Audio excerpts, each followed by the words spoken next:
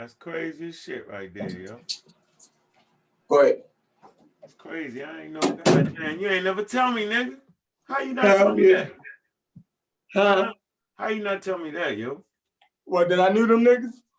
Yeah, yo, that's my. You ain't never heard me talk about Ricetown Rogers, yo? Yeah, I heard you talk about it, but I knew you was a little bit older than me, you feel me? Yeah, nigga, but I I ain't heard that you talk older, about nigga. Shirley Avenue too, but I'm like, yo, older than me, you feel me? Damn, we live now, though. Oh, all right, dang. All right, that's what's up. But goddamn, though, yo, that's crazy, yo, Shirley, man. You probably know all of them, know the Ockmore and them niggas. Kyrie, call him Geeky Kai. Oh shit, you say we live. All right, let's go. Yeah, a little bit older. Let me see. I wonder, can I get more? Right. Yeah, we're gonna let the building fill up a little bit. I don't know where everybody at. They late. They ain't even waking up. I don't know where Sean at. Sean sleeping in late. I don't understand all that. I don't get that. Yo, if they were serious about this liberation, Chevron, they be right here with us right now. If we went live at 6 o'clock, they be here. They ain't serious about that. Liberation of African minds people. They just about that talk. Sean pop in late. I see you, Sean, you're late. You're 2 hours late. Hey, look, son, that have been posting crazy. Yeah. He put up you and Ali Muhammad again. Oh, that one, yo, stop it. Oh my God. Yo, I don't even know how people allow Ali Muhammad to still talk after that. like he should be banned from the community. And I feel like Zion Lex did the same thing the other day. I feel like his lies been caught up with him. Now that we got you on record line, we shouldn't have to listen to you no more. You should be banned. You should be banned. Like, I don't even understand how people allow them to call themselves scholars after they deliberately lie. We know your motive now. You feel me? Mm-hmm. Like, yo, now we know your motive. Zion Lex gonna say Sankofa, Ghana, and what else he say? Ashanti was Hebrew words. Man. Yeah, he had some chick backing him up. From now on for that. Like they let him get away with the plagiarism in his book. Was deliberately plagiarized. You know what I mean? He should have been banned for that, but they let him get away with that. But now this, come on, yo, like they and even Divine Prospect, yo, they will say anything.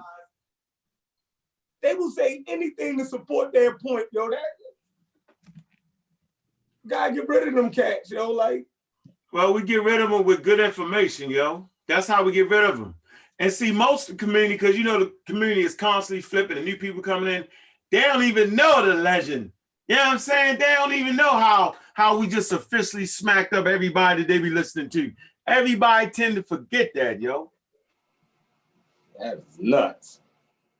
But yeah, they put up the Ali Muhammad joint again, man. That was like, I'm like, yo, had a fake degree, yo. Like, yo, seriously, you did that to yourself live on YouTube.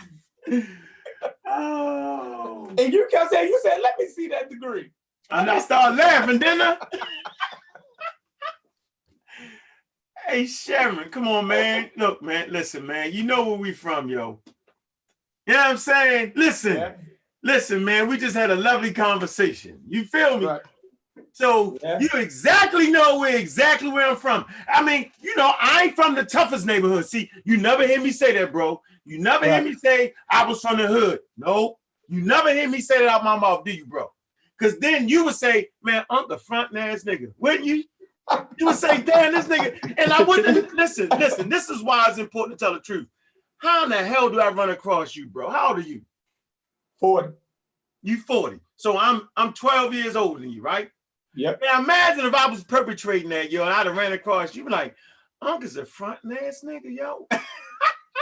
That nigga ain't from no hood. The niggas on their houses up there. Mm-hmm. You'd be not to say niggas wasn't tough right there, because they was, but it wasn't no missing meals. It wasn't no missing meals. It wasn't no poverty stricken. It was none of that. I never lied about that, right? Right. The point is, is that people underestimate the ability to think and the ability to survive in these conditions that we frequent in. So you're not gonna come up there talking crazy about all of a sudden now you pull out a degree out your book bag, but then I say, let me see that, and you pull back, I already see the tell. I'm like, oh, that's why I saw that. I'm like, oh man, oh, you let me see it. Now he was like, hit me right on the phone. You gonna see me look at the phone. He was like, yo, that degree ain't real, because I screenshot it real quick, yo. He got it that quick. That quick. Damn. Now Hesi is my man, yo.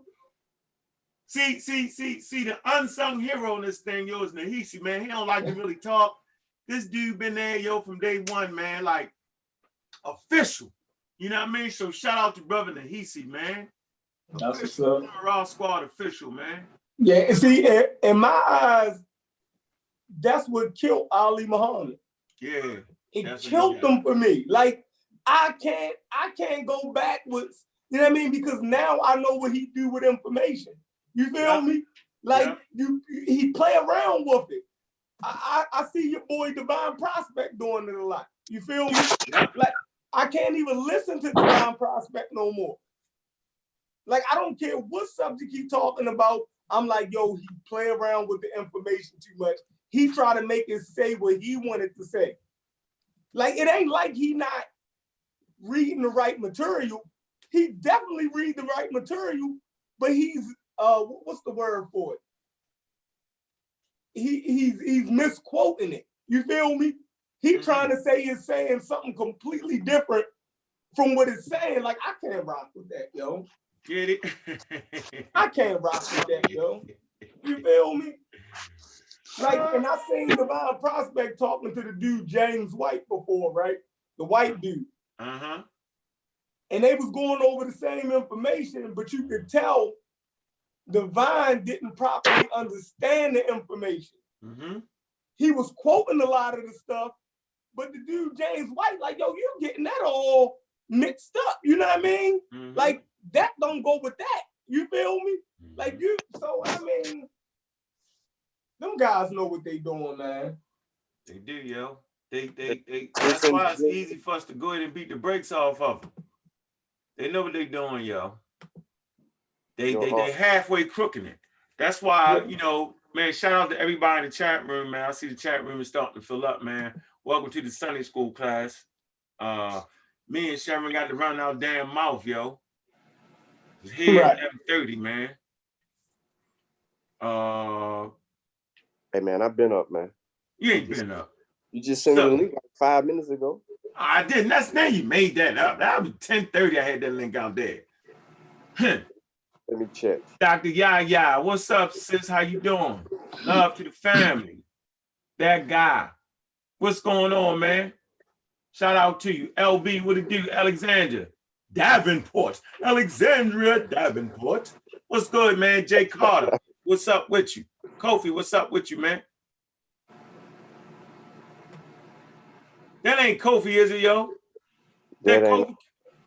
Nah, that's another Kofi. It's another Kofi? Yeah. Oh, I know what Kofi that is. Cargo, what's up, man? Black African, I see you, man. Gaines, what's up with you, man? What it do? Yeah, Milwaukee's in the building, man. Trey Smith, what's up with you? I see you. Mount Gullah, what's up? George, what's up? Yeah, if I don't say your name, I can't read, and I don't want to chop it up, so I don't want to mess it up like that. Oh, that's a BBO. That's West African. West African. Sonny, what's up with you?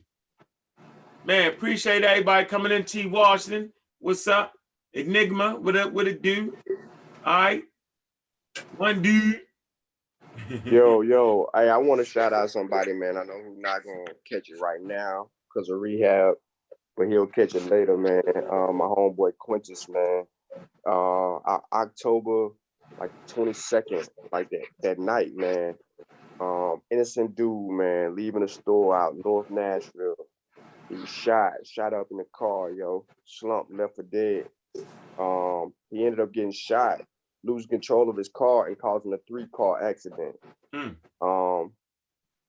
he survived it. He was in critical. He survived it with a bullet wound in the head. Damn. So, yeah, he still got the bullet in his head, yo. And he lost all his ability to move his right side of his body, but slowly he's gaining it back, yo. So he's being able to move his fingers, his arm a little bit more. His speech is slurred. You know, his leg is dangling, but right now, yeah. So they found the shooter or whatnot. Apparently there was some type of I don't know. I think the shooter may have misidentified the guy or whatnot. However, they found the shooter, and there's some stuff that's going on with that. So, you know, he really can't elaborate on it. But yeah, man, the man survived it though. All right. Hey, it's a warrior, survivor, man. Survivor from gun violence, man. Yeah. Shout out to you, bro. I'm a survivor from gun violence too. You know what I'm saying? So shout out to that brother. Hey, Alfred Collins, I see you, man. Make sure grandma see this podcast right here, man. Make sure you give her these new joints we putting up with our Christianity, man. Shout out to grandma. All right, did a good job in raising Alfred. I want to get that shout out right there. So yeah, we want to get right into the mix. All right. We start where we left off. No, we ain't go. All right. Nope. Don't you wish we could? So I want to do this. We like to take them back to the basics, right? Everybody should have a copy of this. Mine is all broken up. Y'all see that? Mm-hmm. Structure Back Civilization. Normally, when I'm really reading a book hard, I usually get 2 of them because 2 or 3 of them. I used to go on Barnes and Nobles that had my sneak them out the store. I said sneak them out the store. I ain't say sneak. Hey man, shout out for the babies, man. You know, these podcasts right here, the live streams is for the babies and those who are still entwined in Christianity. And I specifically make the shows for everybody who want to be able to convey the message to their family.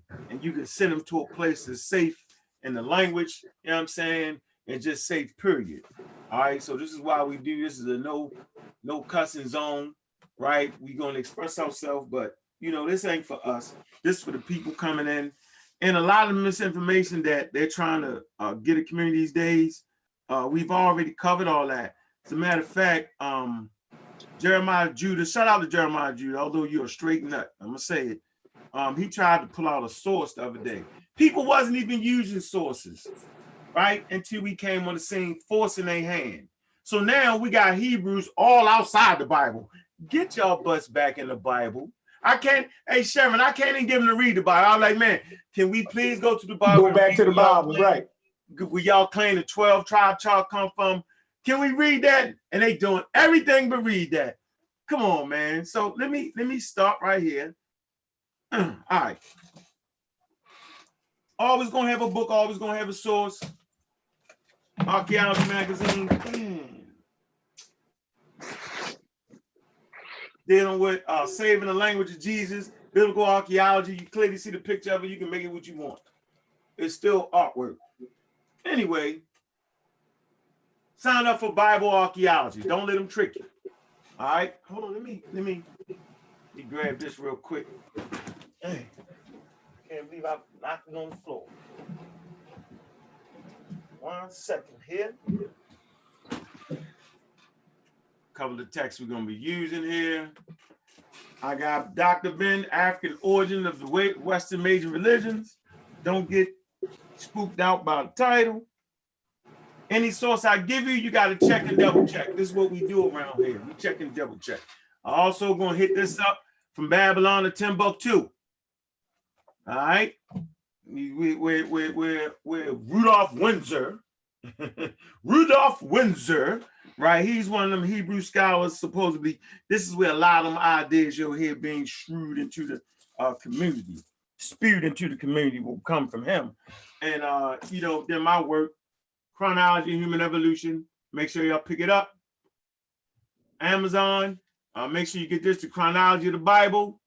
This is $5. This is $20. All right. So it might be 15 on Amazon, a little bit cheaper than that. I'm not sure. But this work right here by Dr. Ben Yohanna inspired me to do this. All right. Good things come in little packages. All right. So, all right. my inspiration was this right here. Get it to your pastor and all that. Give it to anybody that claiming Christianity. You got to give them this.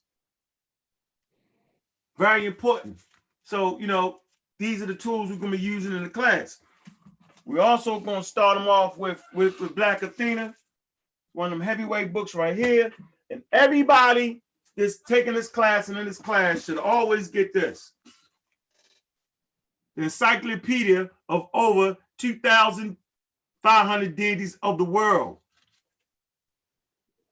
Get this. And whenever they start talking to Christianity, just whip this out on them. It said, have you read this book?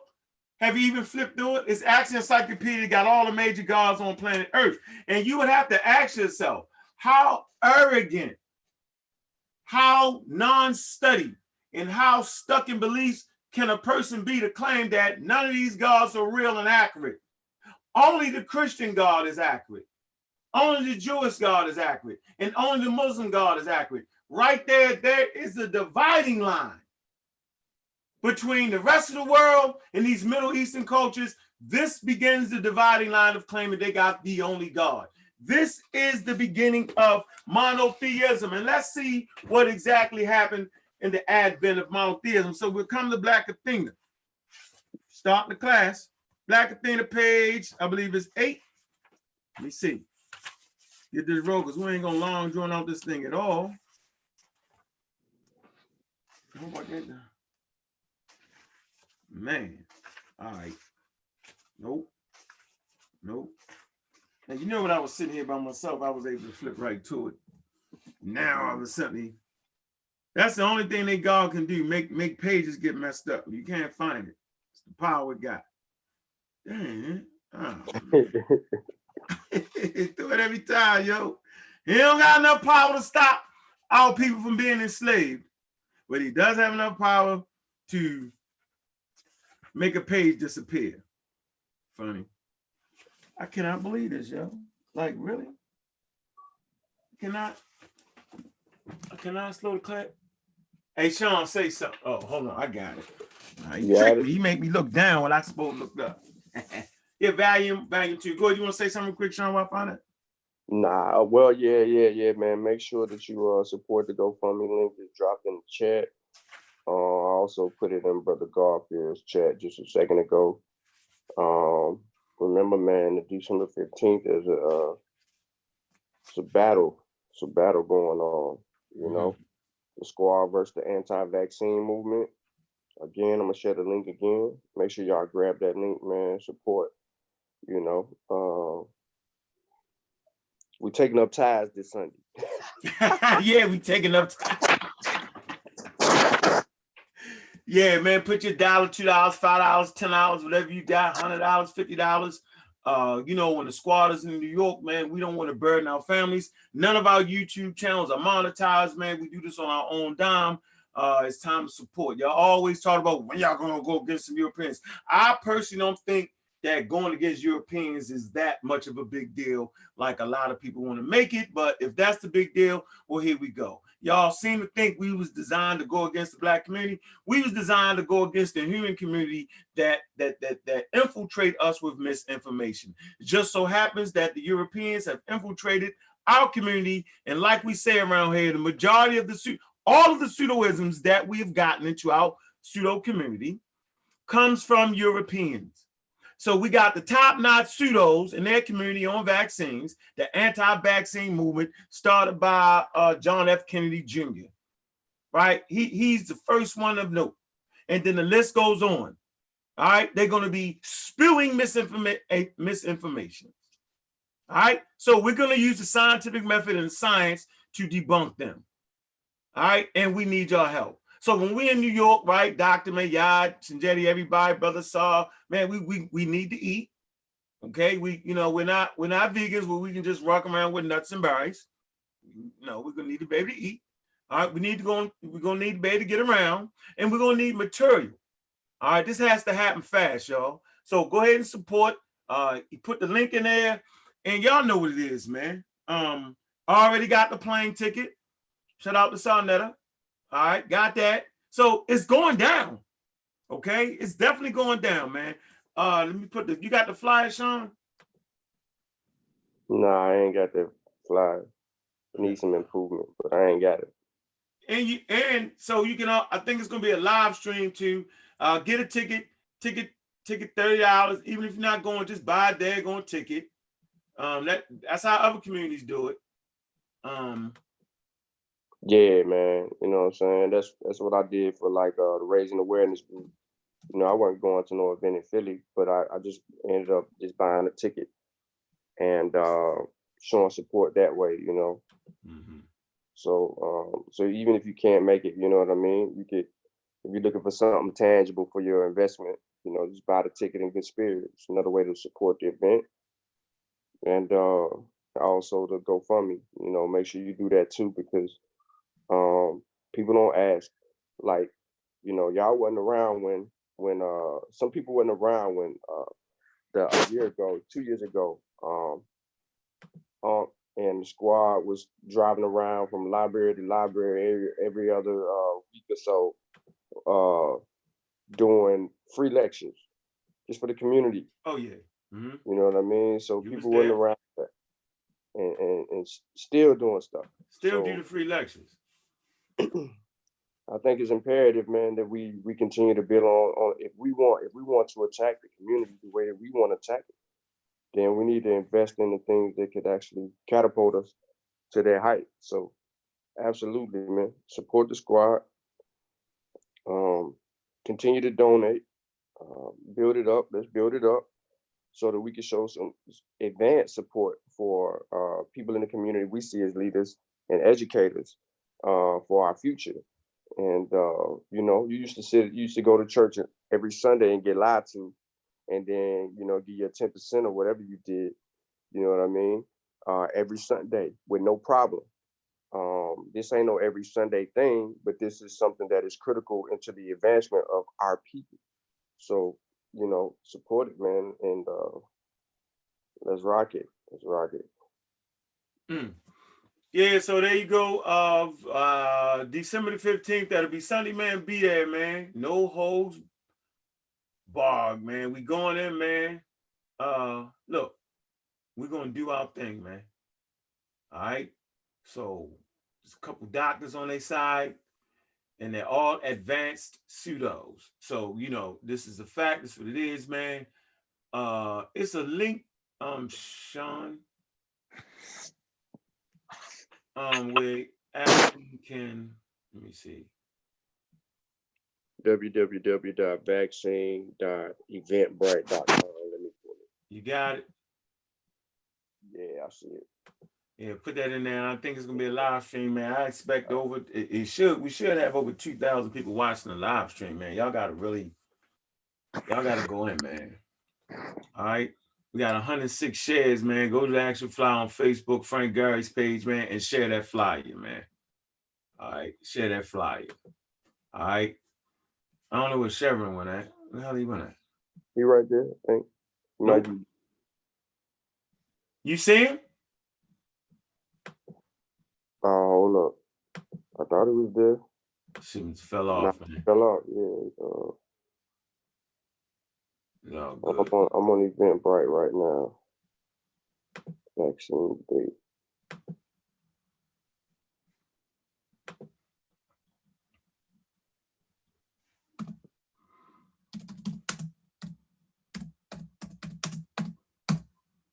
All right, man. So let's get right into the lesson, man. So we start off right here with Black Athena, page 8. Volume 2, Black Athena, Afrocentric Roots to Classical Civilization by Mark Burnell. The archaeological and documentary evidence. All right. And so we come right here. It says, now watch this.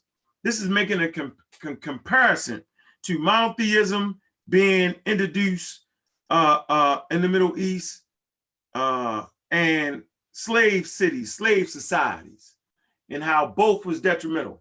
Now watch this. The invasion of the Near East by the Sea peoples in the 13th and 12th centuries, described in the appendix to volume 1, did cause a break in the Levanten coast, which appears to have led to the replacement of the predominantly monarchical thought, talking about the monarchies, monarchical thought. Thoroughly commercial. Hold on. Wait. Hold on. Let me start over again.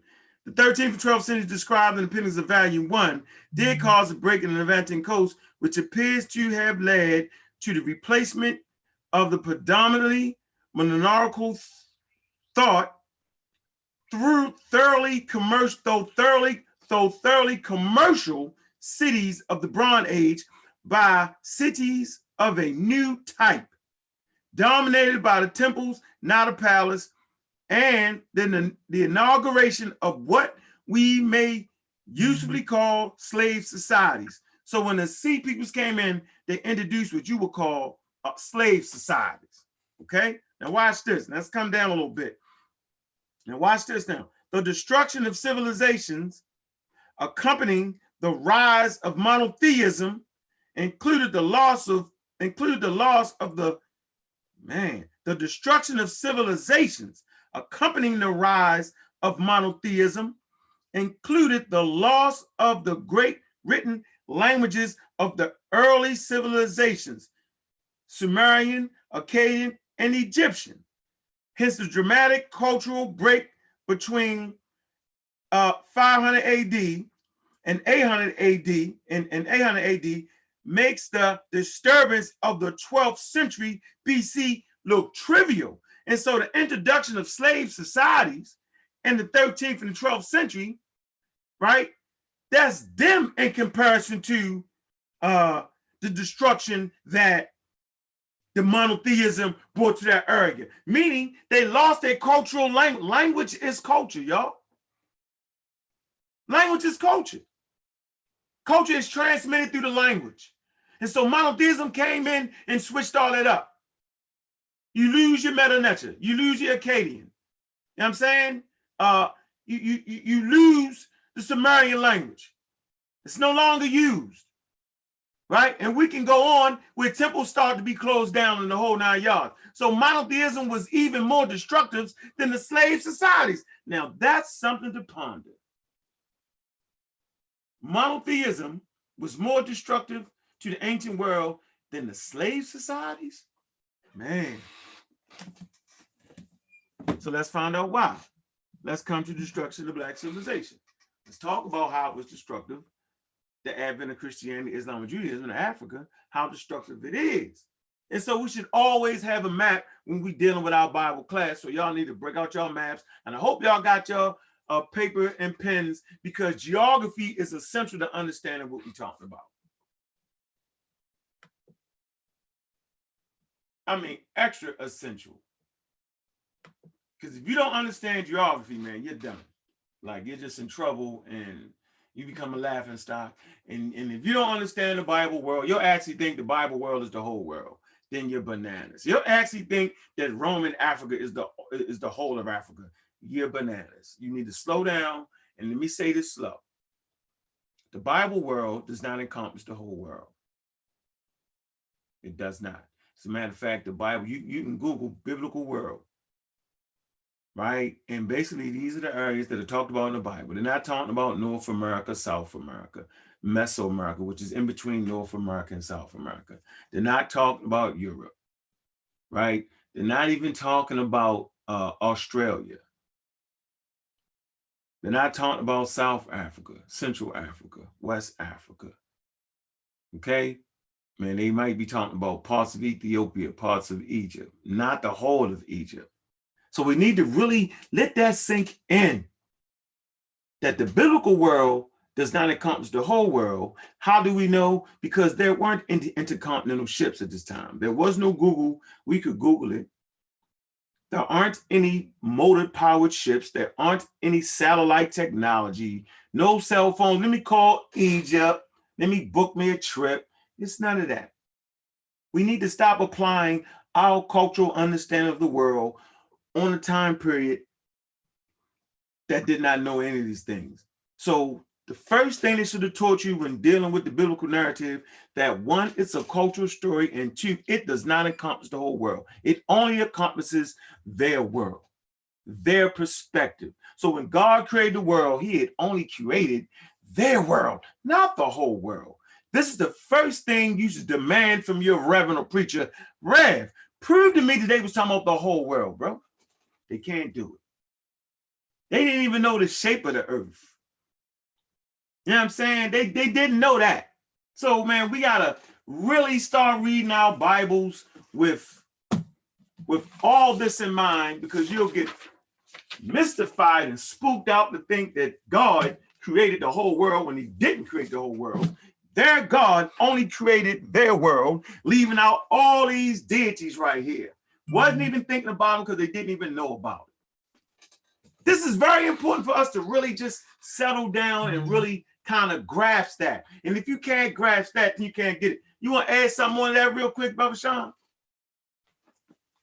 Nah, you going in. The whole world. Stop it. Stop it. Your reverend is lying. He's a liar.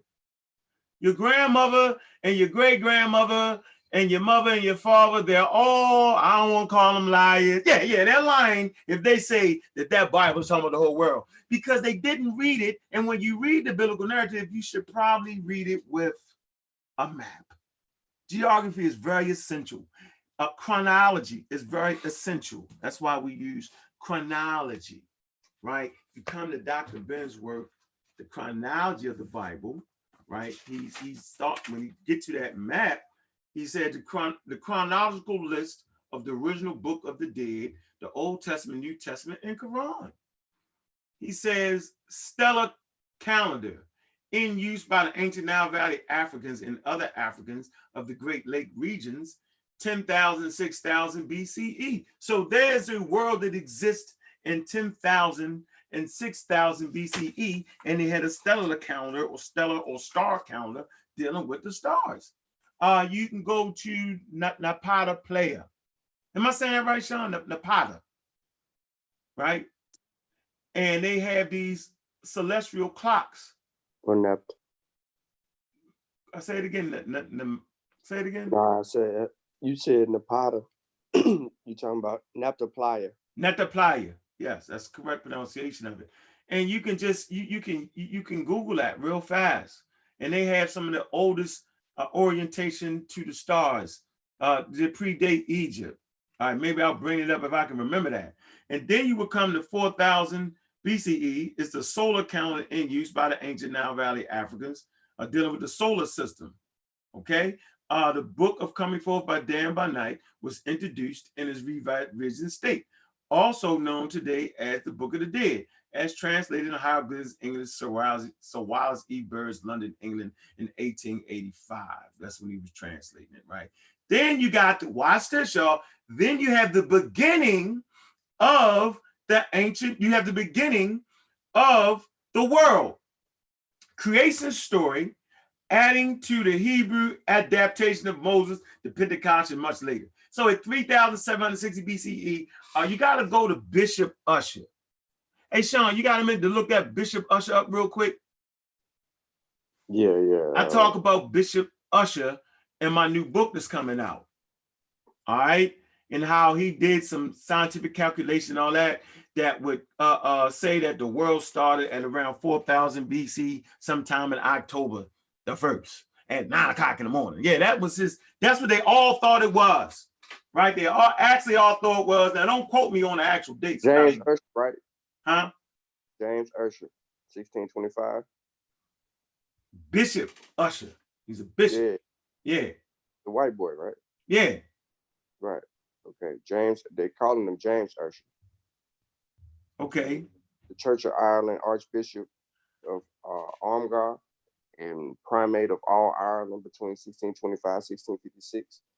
They say he was a prolific scholar and church leader who today is most famous for his identification of the genuine letters of the church father Ignatius, and for his chronology that sought to establish the time and date of the creation as the entrance of the night preceding the 23rd day of October, the year before Christ 4004. That is around 6 p.m. on the 22nd of October, 4004 BC, per the prolific Julian calendar. Yeah, I was on my A game. I said October, yo. I said 6 o'clock. He said 9 o'clock. The 23rd. Yo, how bananas is that, yo? No, But Go ahead. It's 6. It's 6 o'clock, 6 p.m. Yeah, I was on it. I did say 6, didn't I? All right, so okay. I don't want to go too far to beaten path, but I gotta go where the spirit lead me.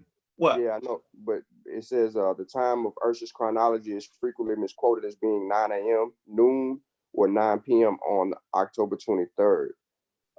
There's a related article that I need to look into, but yeah, you're right on 6. Funny as hell right there. Okay, this is where for y'all who don't got no daggone sense, and that's all of us, because I know I came in this without no damn sense at all. So don't feel bad when I say you ain't got no sense.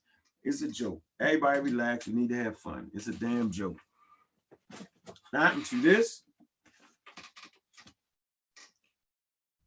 All right. This is Origin and Evolution of the Human Race, first published in 1910, y'all. You should probably get it. And not until, what else we got here? This drove me right off my point. I'm trying to find where I got Charles Darwin's work. Charles Darwin's book. All right, well, I don't have Charles Darwin. You type in Charles Darwin, Sir Charles Darwin's work. All right. It's not until them books.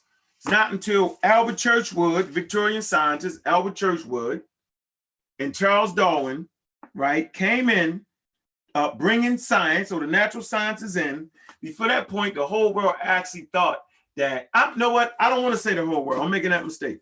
I'm going to say the scholars and Europeans at that particular time pretty much thought that the world began within the pages of the Bible. So African nations, I don't even think, what's that time period for Usher? 16th? What was it? Nah, he was born in the 1600s. His claim to fame.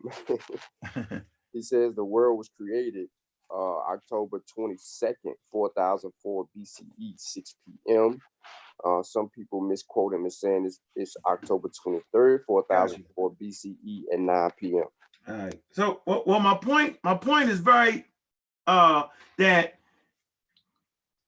in Africa and different places, man, they didn't know, they thought that the world started with their tribe. You just got to read creation stories. Go to Google and find world creation stories, and you'll see each tribe thought that, that it started with their ancestors, and they all got an idea on how they feel like it was created. So I'm gonna tell you this right now. They all was wrong. All the creation stories was wrong until the advent of science. Right? And specifically modern science, where they start to really get into the paleontology, archaeology, and all that. Don't get mad, don't hate. Oh, that's the white man science. Relax. So what? See, this is the problem. You're worried about who actually did what and when they did it, right? If you understand anything about science, science does not pop out of nowhere. Just like a tree doesn't go va-va-boom and pop up, just like human beings that go va-va-boom and pop up, there's a source, there's a starting point, right? So math, science, and all that, it starts in Africa. And as science goes on, they always reach back into the path to build their foundation. It's just that simple. So you just don't pop up doing chemistry. You got to go back to older civilizations to get the start, the rudimentary starting point to chemistry. You know what I'm saying? Like, you just don't get the vaccinations. You got to go to inoculations. You got to go to West Africa. You got to go to China and India. You can't start in the Americas. You can't start in Europe. So stop hating, right? Enjoy science for what it is. Don't worry about if it's at the point now where in the 1800s where they start to coin the word modern science, and it's late with Europeans. Well, why wouldn't it be late with Europeans? Because we was enslaved. We wasn't even allowed to participate in it. What you need to do is celebrate the fact that now we can send our babies to school and start to participate in it. Shout out Martin Luther King and them to allow us the right to be able to go to any institutions, but y'all don't want to take advantage of it. Y'all want to take advantage of it. Y'all just want to talk nonsense and say that's the white man thing. That way you could just be lazy and don't got to go to school and listen to some Ali Muhammad's and all them on some nonsense and think that's getting some daggone schooling. And I ain't dogging Ali Muhammad. Shout out to Ali Muhammad. Me and him cool. But the misinformation, man, is misinformation, man. No more different than when Brother Polite strewed misinformation on vaccines. Yeah, that's my man. But that's misinformation. And it is what it is. Gotta tell the truth, right? So misinformation is misinformation. All right. So it just needs to be noted that now take advantage of it. Send your babies to college. I got 3 babies in college now. All right. Man, they gotta be on par with the rest of the world, no matter what you think. Okay, so stop hating and participate. We're not worried about the color. We're worried about if the numbers, you know what I'm saying, if the facts line up. That's what we're more worried about. So I said all that to say, back to them dates, right?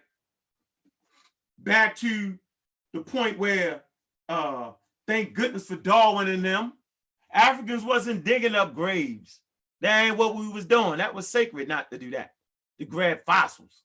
In Charles Darwin's time, they didn't have any fossils, but they was the first people to talk about what, hold on, Chef, let me get you in here. Hold on, bro, my fault, yo. They was the first people to actually start talking about where, you know, where it started, where human beings come in. That was Charles Darwin and them. And Albert Churchward. That's why we study Charles Darwin's work and Albert Churchward's work. Now, boom, got the Christianity piece, right? Got the origin and stuff. So I'm gonna kind of wave back and forth real quick on that.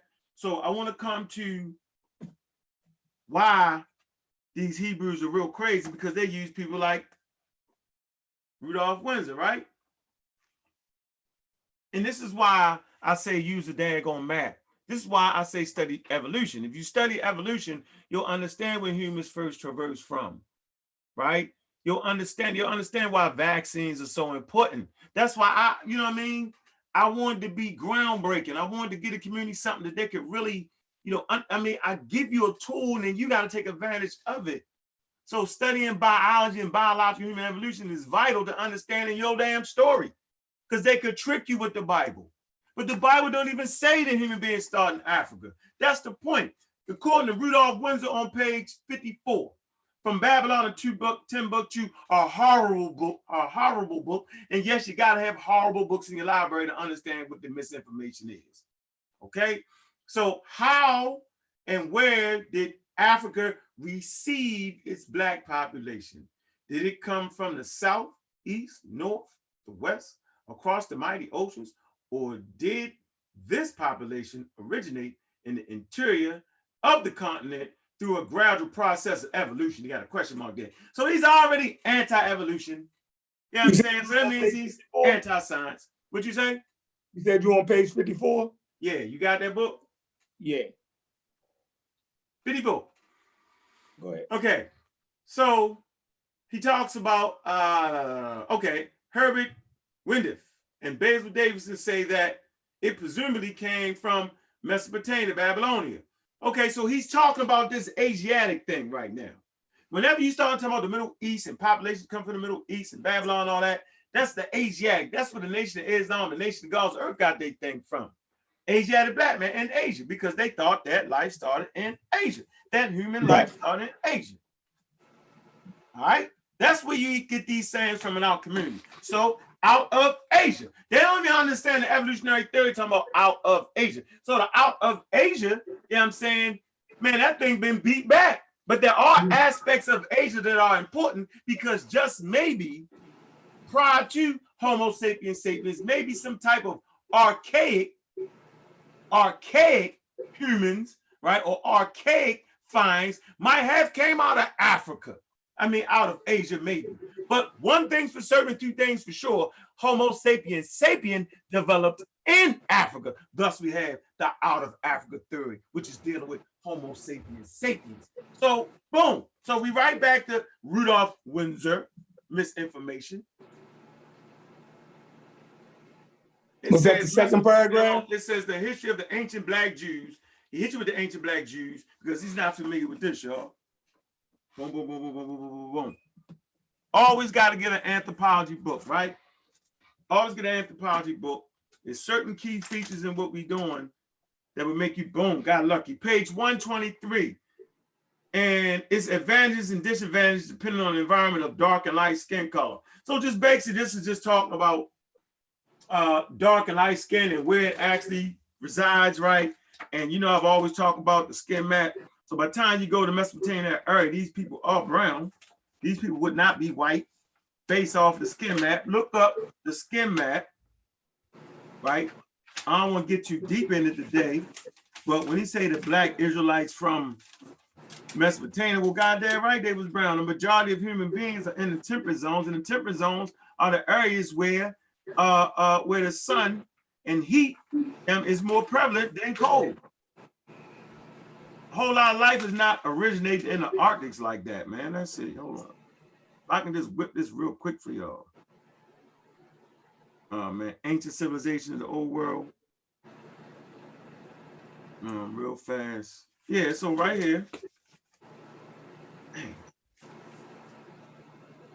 I have some skin map for y'all. Look at it real good. Look what Mesopotamia is. That's why I say get a map. Here you go. This area right here will be Mesopotamia and all that right in that area, right? All up in that area, right? All right, you see them people ain't exactly white, jet black. They ain't white at all. Mm-hmm. All right. Class moving fast, you had to rewind it, man. All right, so back to this. Okay, African people migrated from Babylonia, but there is a proclivity amongst many scholars to bypass Jewish sources because of prejudice and to look elsewhere for the solution in the mythologies of the nation. Much truth has become lost in the worship of many gods and in the deification of many kings. So now he's attacking ancient. Remember I told you how monotheism actually was one of the single most causing the destruction of ancient civilization, right? Because they have a problem with deified kings, but they forgot Jesus Christ is a deified king. He's the king of Judah, right? He's the king of Israel, right? He's a deified king that became God, right? That ain't nothing new to Africa. You had deified king. Am I not right or wrong, Sean? Deifying kings, is that something new? Nah, it ain't new. Right. So we got that part. I'm gonna say this again.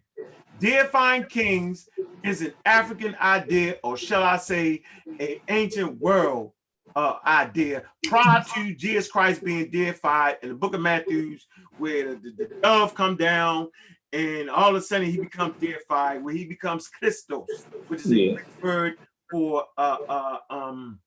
the Messiah or anointed. Christ. Yeah, you find that in most ancient civilizations, even China, the deification of kings. So that's just what ancient people did. Thank you. It's not new. Hello, Christians. It's not a new, brand new, groundbreaking idea coming from God. Anyway, it says, can we put any credence in Jewish record? No, because of understanding the map and understanding they didn't have Google and all that stuff. As I said before, they didn't know the world, not unless you expect them to believe that there was just one God that knew everything. That some kind of way God got around the minds of human beings, meaning everything that we talk about in the Bible comes from the mind of human beings, everything. Even the fact that they said they were motivated by God. That's a human statement coming out of the mind of a brain that says, God motivated us to write this. Human beings said that, y'all. This is a key component in understanding the literature of the Bible. Now, why am I just calling it literature? Because if you call it the Holy Bible, then all of a sudden you have covenanted it, if you have accepted it, it's been something that's divinely inspired, which is not, it is literature. So, the Jewish record, okay, ethology and migration of the ancestors of the Africans. Okay, I think so, because Abraham came from a district of Babylonia. That ain't nowhere in Africa, y'all, right? Which was the cradle of civilization. They said the cradle of civilization. So let's not get tricked. When you come to go to Barnes and Nobles and all that, go to books. John, what do they say the cradle of civilization is? You talking about Mesopotamia. Huh? Mesopotamia. All right, Mesopotamia, Babylonia, right? So they're not telling you have several cradles, right? They don't mention that part. Let me show you what's really important here. See, sometimes we get stuck and fighting things that ain't even really that slick. So of course you can have pockets of people that migrate from Africa and start different civilizations. So you have several cradles of civilizations around rivers. So early on in our study, we said, yo, Africa's the cradle of civilization with the version. It didn't necessarily have to be that. That ain't even that slick. That's not as slick as y'all think that is. So we know for a fact you had several cradles around the river. Absolutely. I could show you anthropology, paleontology to show you, right? You know what I'm saying? These things might have been coincide with each other after the Great Ice Age, 11,000 BCE. This is when the Great Lakes in Michigan appeared, based off of the fact that the ice caps were starting to melt, and now all of a sudden the shorelines, you know what I'm saying, are starting to flood back, based off of the ocean water being released out of that. So this is displacing people once again. I'm gonna say it again. People live in areas that were exposed based off of the water, right? The Earth's water a lot of it being sucked up into the ice caps. So this is exposing a lot of areas of land. People are living in these areas, okay? Weather change, right? Ice ages are starting to change and dissipate, and now the water's being released again, right? The study is in Lake Michigan. Y'all need to study that, how that water got there. The Persian Gulf gets reflooded out again, right? And out of that destruction of people these civilizations start to crop up at around 10,000 BCE in that area, where farming starts to be more prevalent. Y'all think that farming is the most important thing? No, based off of Black Athena. Boom. Book 3, linguistic evidence, right? It talks about the origin of agriculture. And it talks about how, so based upon the wheat barley, found. Hold on, this is important. This is an important fact right here, because people think that the agriculture is the slickest thing going to mankind. No, that's what they told you. You should really educate yourself, realize that farming really represents failure of natural crops growing without you having to plant it. I wanted to give you a source on that, and I know it's in this book right here. Dealing with the hey Sharon, add something real quick. I want to add this source in there. Say something. Oh yeah, well I was just typing in the chat that when you pulled up the Rudolph Windsor book, that's a big stumbling block for the Hebrew Israelites. His book is full of errors. I just don't even, but all of them, this is their main corpus that they go to. Even if they say they don't, this is their main corpus where they get their information from. And it places the birthplace of man in Asia. It's just, it places civilization starting first in Asia. Then it has the Black population moving out of Asia into Africa, which is completely turned around.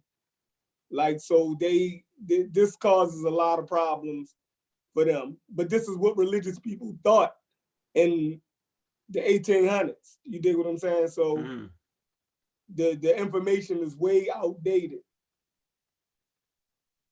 Science can disprove all of that. So. You want to add something there, Sean?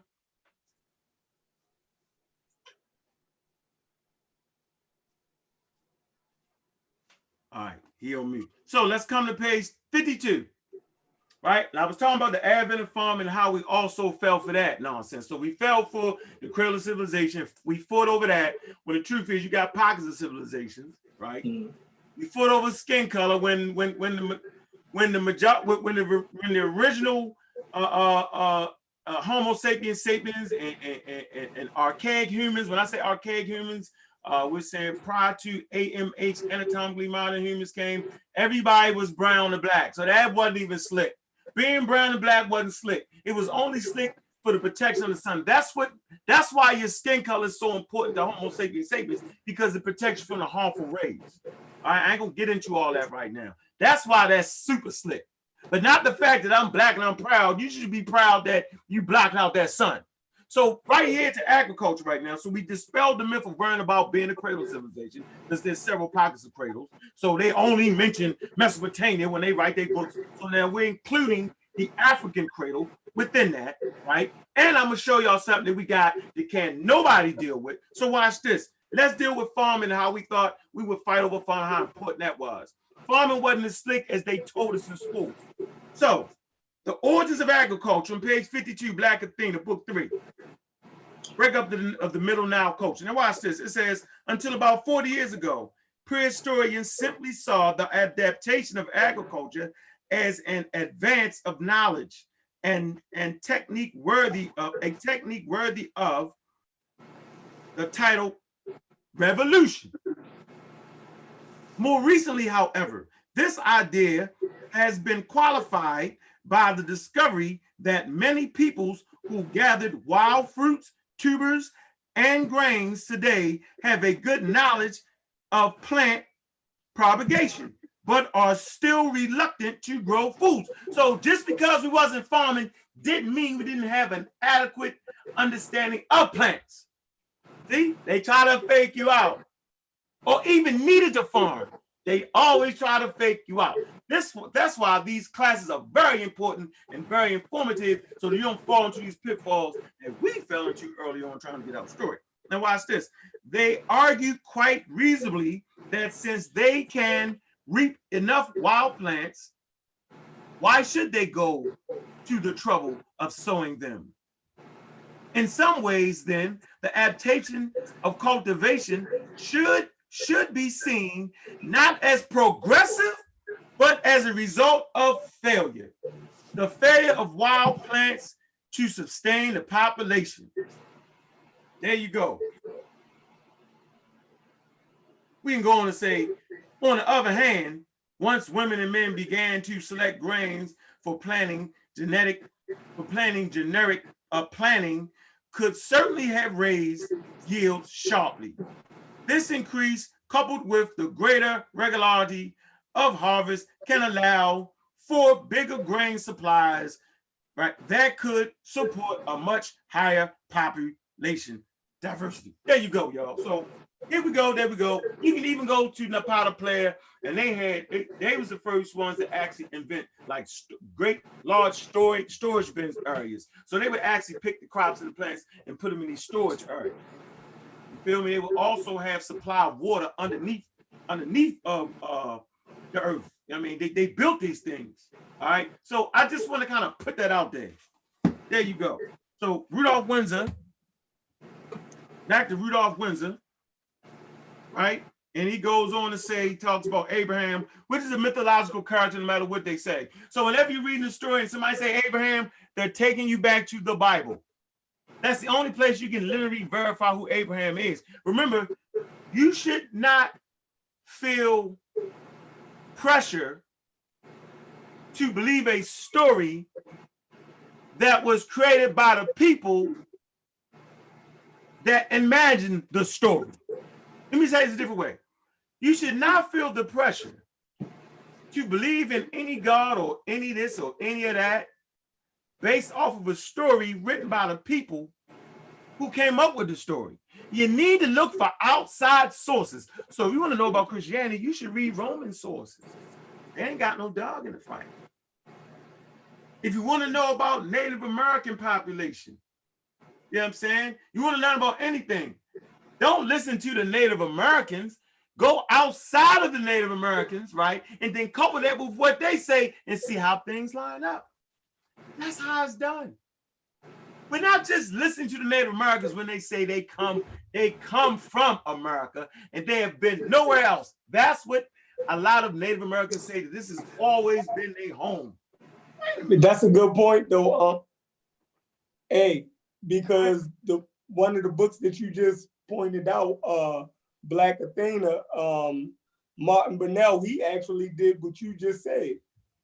He took a look at white culture from the outside and critiqued it, because you can't listen to them because they wanted to tell you where their culture came from, but that's them telling the story.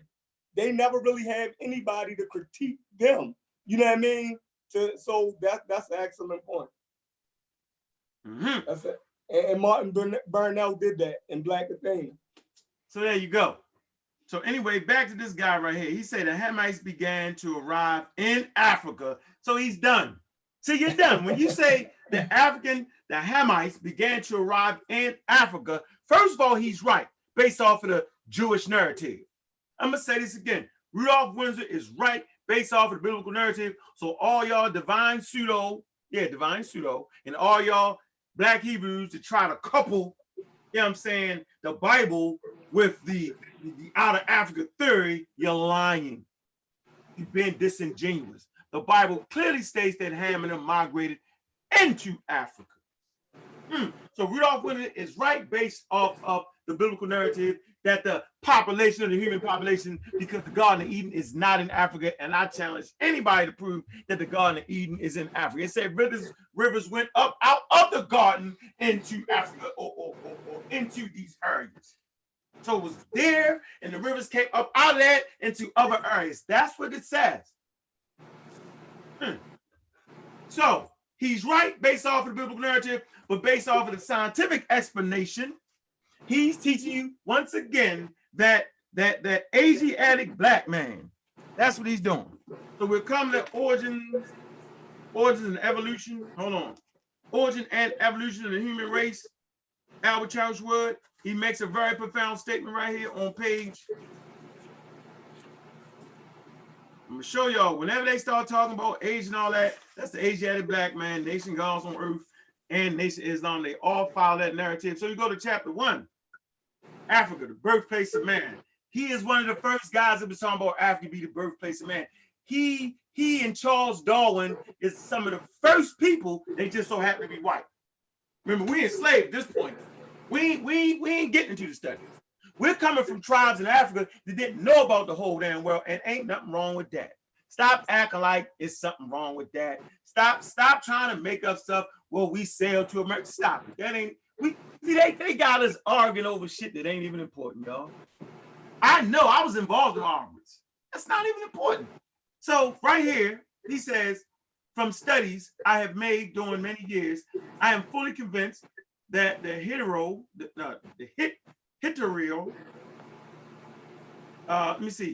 preconceived ideas of many scientists regarding the origin of the human race, both as the place and date, are erroneous, and evidence will be brought forward to prove that the human race did not originate in Asia, but in Africa. So the Bible is promoting an Asiatic brown person.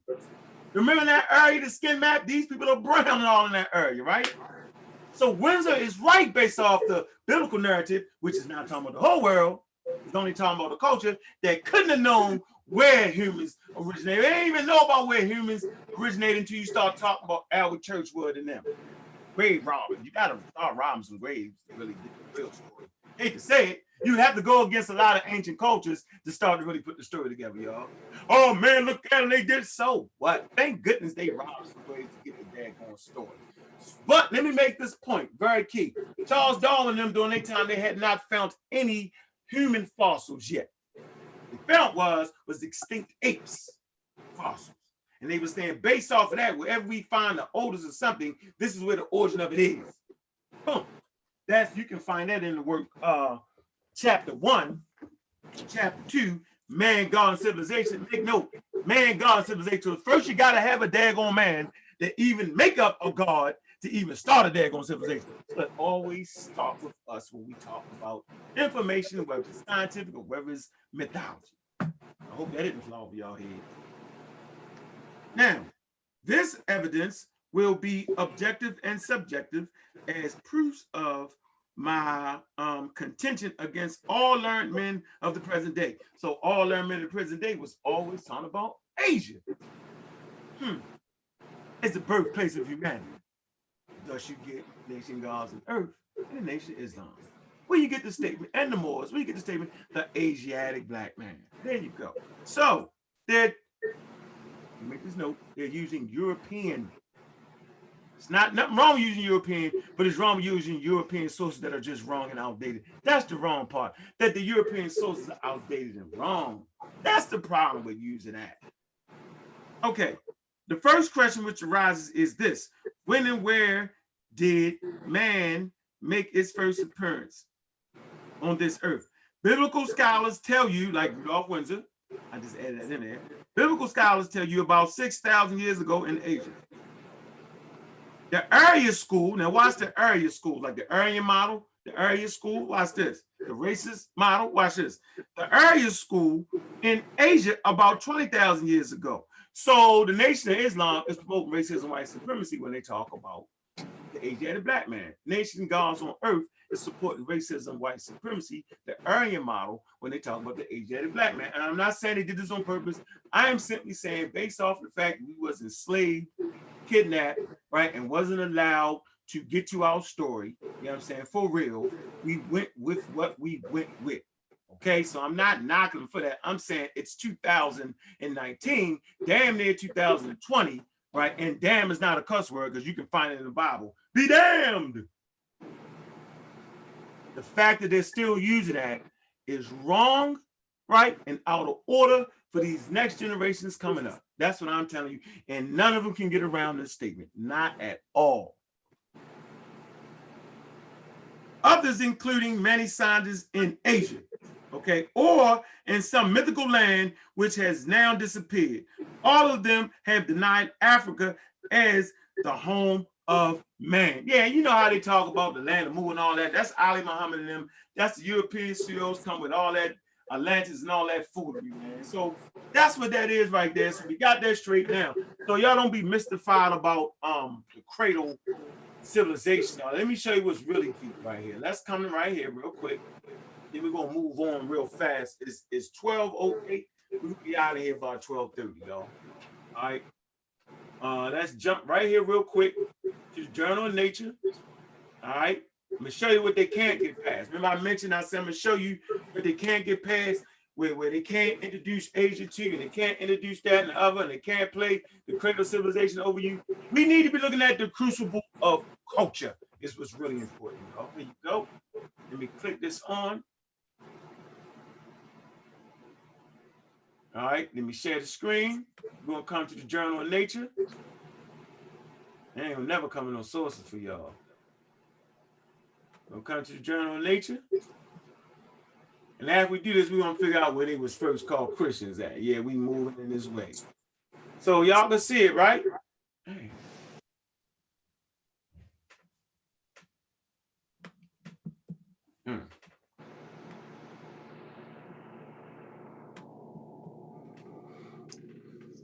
Man, I spoke beta.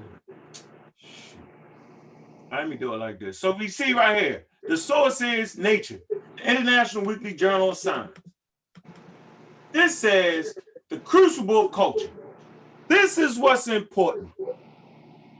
Not civilization that y'all think is super slick, where population boom and infectious diseases start to take over based off of the close proximity of a lot of human beings.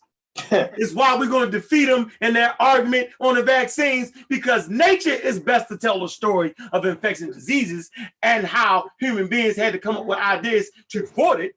I mean, I don't want to get all on target. I just want to let y'all know we're going to beat the brakes off them pseudos, because anybody can get it. Africans can get it, Mexicans can get it, and God damn it, Europeans sure can get it. Anybody can get it. Back to this real quick. We need to be focusing on the crucible of culture. Where's the crucible culture at? In Africa. 150,000 years ago. First appearance of anatomically modern humans in Africa. There you go. Boom, in Africa. It's during the late Ice Age. Human population in Southern Africa went through a profound change that sometimes coincide with major environmental shifts. So you gotta understand geography is what I'm saying if you're gonna understand monotheism and Christianity, but you gotta understand culture if you're gonna even understand Islam, Christianity, Judaism, because they're all cultural ideas, y'all. So I'm coming to the crucible of culture. I'm coming to where culture first is put together. This predates any civilizations of note, and it's in Africa. So stop fighting for civilizations when you need to fight for your culture. This is where you get your strength from, because as long as you got your culture, you can survive in any civilization. Let me show you how. The Hindus survive in America, right or wrong, Sheffrin? Definitely. The Koreans survive in America, right or wrong, Sheffrin? Mm-hmm. The Chinese survive. People from the continental Africans, the Ghanaians, the Nigerians, they survive in America. Do they not? They definitely do. It's their culture to make them make the braiding stores. That's a cultural thing where it's only people from Africa working in there. You feel me? Yep. You know, the Koreans ain't got advanced. They saw hiring Mexicans and stuff. You know what I mean? They figured they work for a little cheaper wage. Because you know, there's some things that African American is not going for. We're not going to work for $7, bro. We're going to hit your stash, take your bread, get up out of here. I'm joking. Here's what is into this. No, I'm joking. But the point is, we're not going for that. So you come right here. Let me give you the crucible of culture. Let's go to the map. So at 200,000, 150,000 years, anatomical humans, they've now moved their data to 300,000. So we come to here. At 100,000 years ago, residents of Bloom-Bloss Cave processed ochre to produce a store with pigment. I'm gonna say it again. At 100,000 years ago, we got the rudimentary understanding of pigments, which is the first start in chemistry, y'all. At 100,000 years ago. Shout out to Double X Architect, done by Sport. Y'all done. Y'all done on that. Anyway, but in 100,000 years, your ancestors, right? This is during the Great Ice Age. 100,000, right? Let's come to next thing. Get that idea of being in caves is so bad, and white people in caves. That's nonsense. Your ancestors was in caves before white people even came on the earth. Before white people even came out of your gene pool of evolutionary process. There is no white people at 100,000 years ago. There is no pale skin at 100,000 years ago.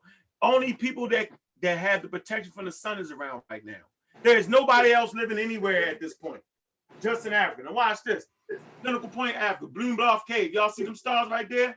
Klimt Drift, okay? Cape Town. All right, we will be taking trips today.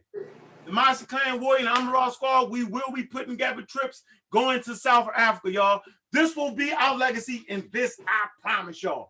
That's what we taking to people. I'm not going to Egypt, goddammit. I'm not doing it, not me.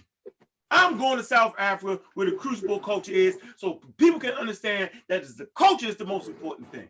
Not farming, not civilization, but your damn culture, which will allow you flexibility to develop a new culture in any environment you need to survive. Remember, change, you know what I'm saying, is the victor of the day.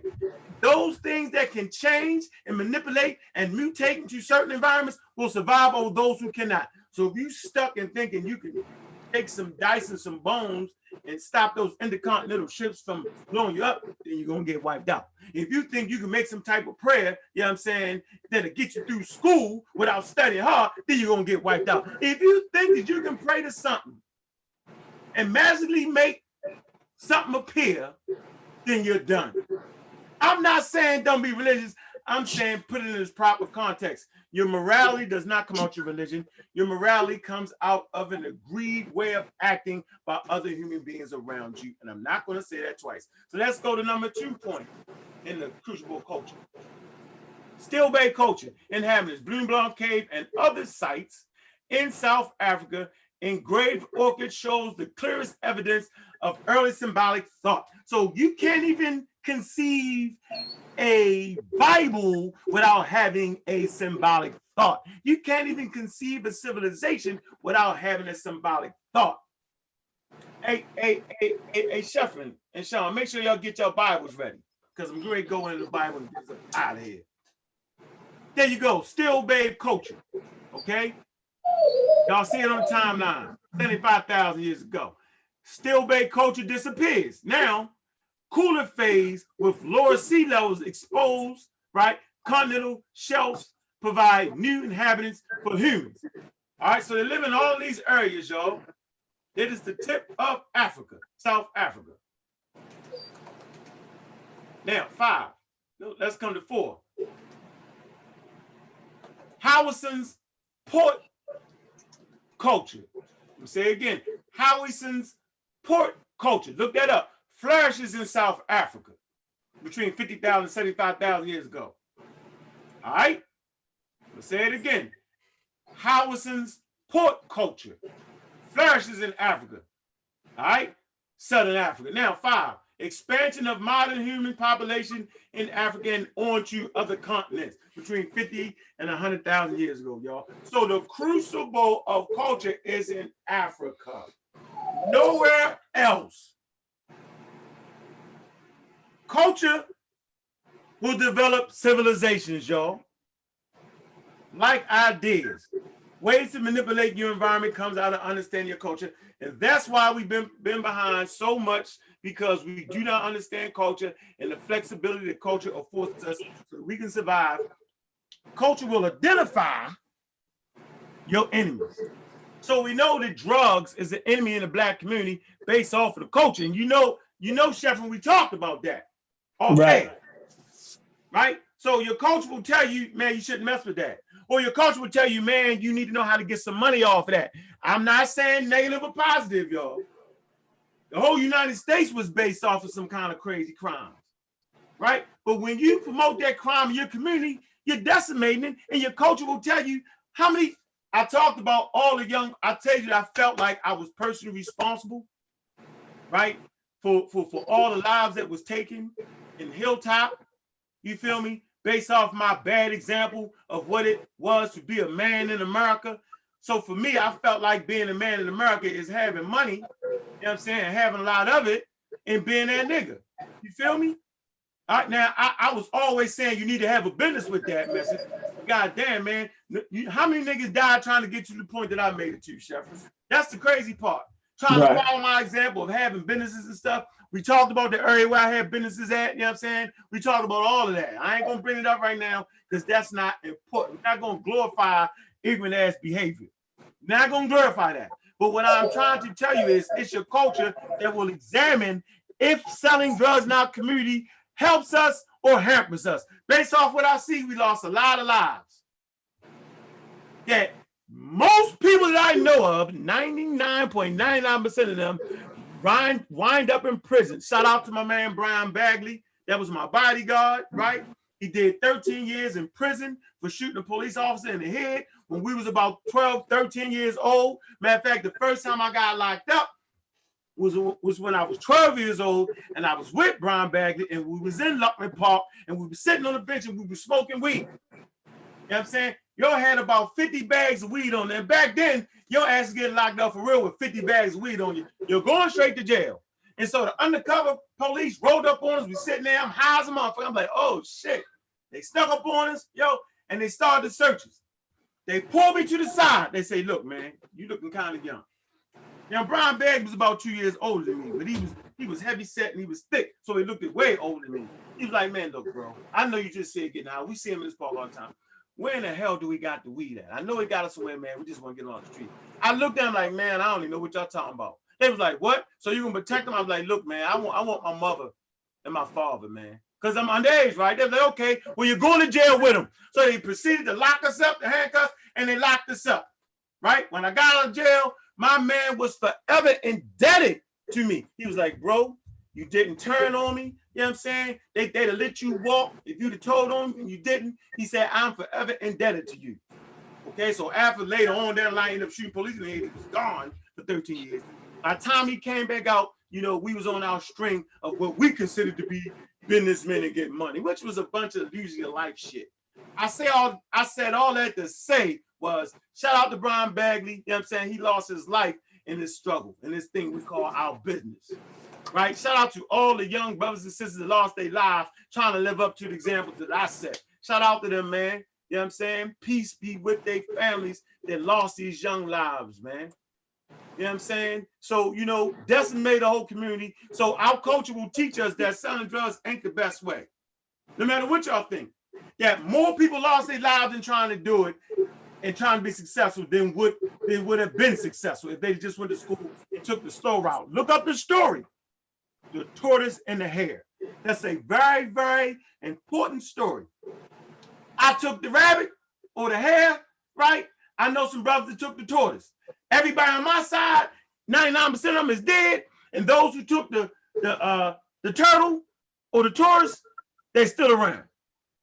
Okay? So our culture has identified what the enemy to us has been. Now, what about we didn't bring the drugs and they put it there? Man, first thing I learned was take personal accountability. Personal accountability. That they could have set them drugs there. We didn't have to touch them.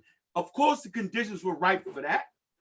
We had low income families, no money. You got to get it. I get that. Now, I have no excuse because we have money in our community. But I can't use that. So our thing was a mental thing or something. You've been in that area, Chevin. It's not underprivileged. Right. That'd be dumb. We went to the best schools in Baltimore for all staff, Northwestern. So we can't say that. The point I'm making here, how important is culture? Because it teaches you. Culture is a snapshot of what happened in the past, what's happening in the present, and what will happen in the future. You cannot learn from the future because it's not here yet. You cannot learn from the present because it's still happening. You can only learn from the past, right? So we bring forward culture, the good things and the bad things. The bad things we leave out. The parts where it's deficient, we add to it, and we move forward. There you go. So back to this Christian thing. Did all that to get to the point where, back to the Christian thing. Where was they first called Christians at? Antioch. Antioch. Can we pull it up in the Bible? We're going to do what the Hebrews stopped doing. They stopped looking in the Bible. The Christians stopped reading the Bible, which is nonsense. Book of Acts should be. Is it 13:1? What is Book of Acts what? Well, Simeon and Barnabas was first called Christian.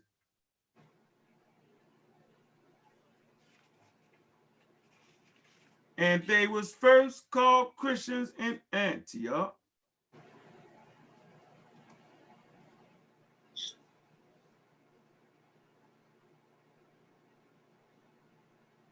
Acts 11:26. Can we read it, please? Acts 11:26. All right, Acts 11:26. And when he had found him, he brought him to Antioch. So it was that for a whole year they assembled and with the church and taught a great many people. And the disciples were first called Christians in Antioch. There you go. So in Antioch, which is somewhere in the Greek area, it's not in Africa, y'all, is where they was first called Christians at. Ain't that Turkey? Turkey, yep, right in it, yep. You hit him right in the nose, yep. Yep. Oh man. Let me get that a hold. That's where they first called Christians at. All right, let me. Kofi, what's good, man?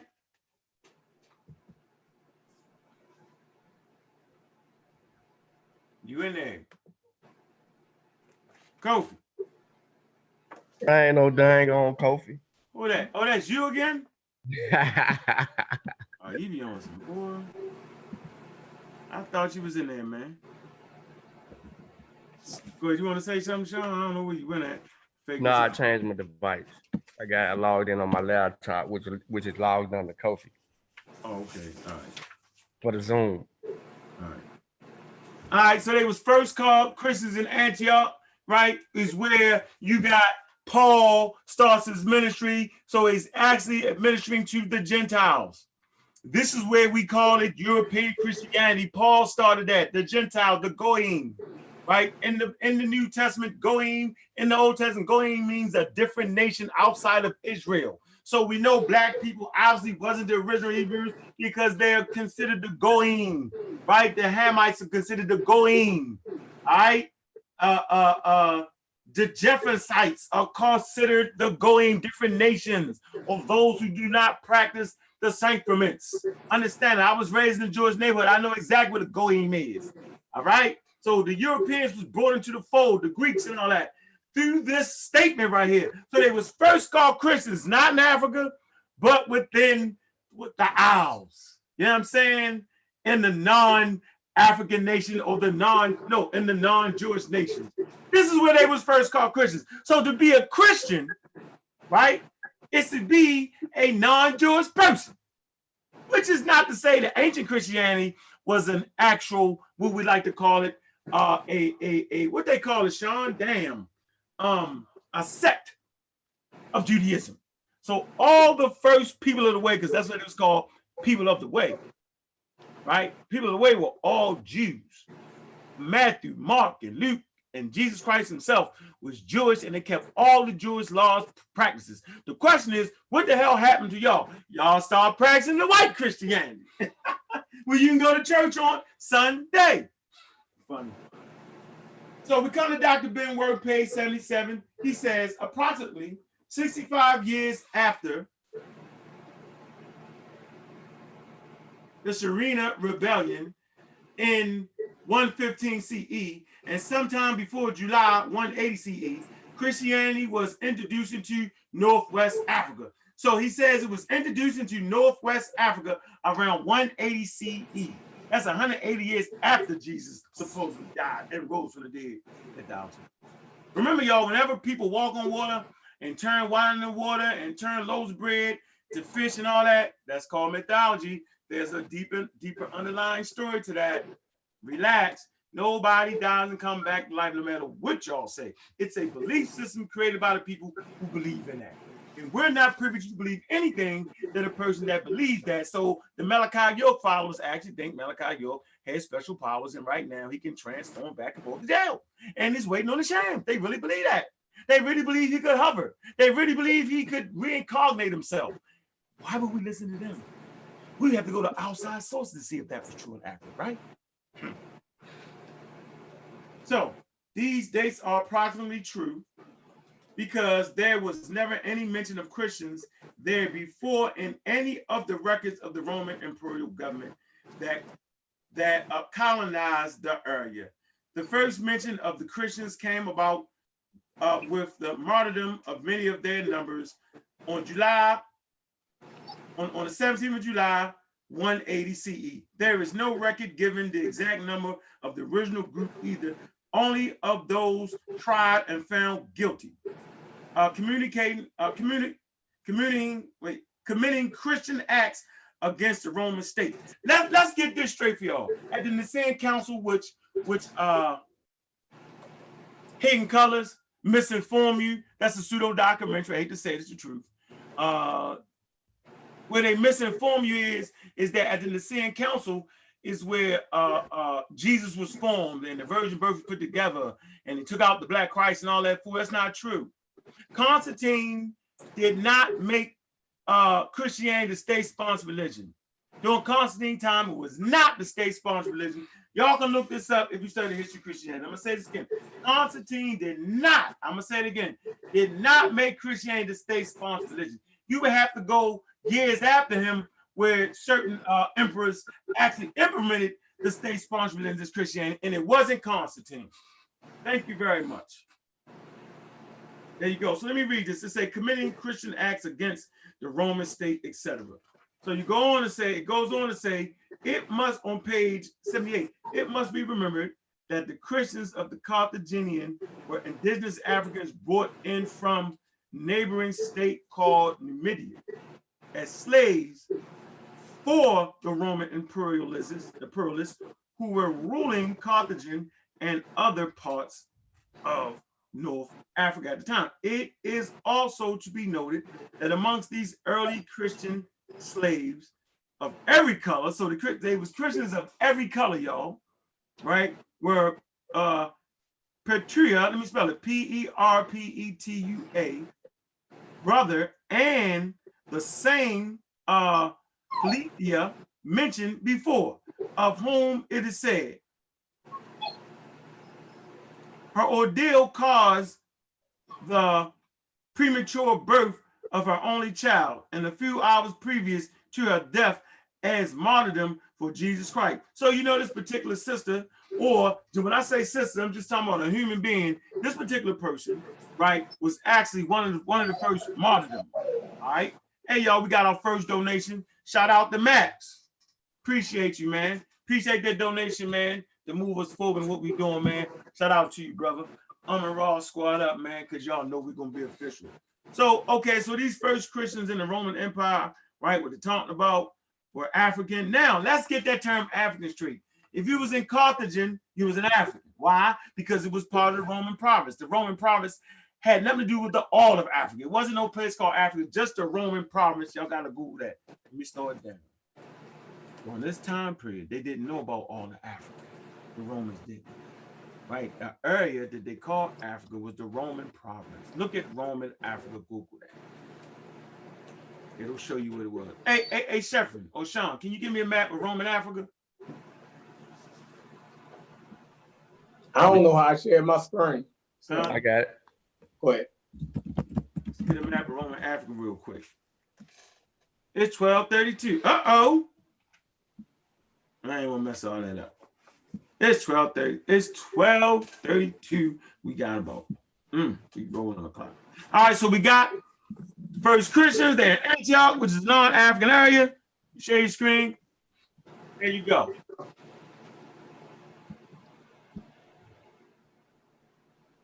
Let's see what Roman Africa look like.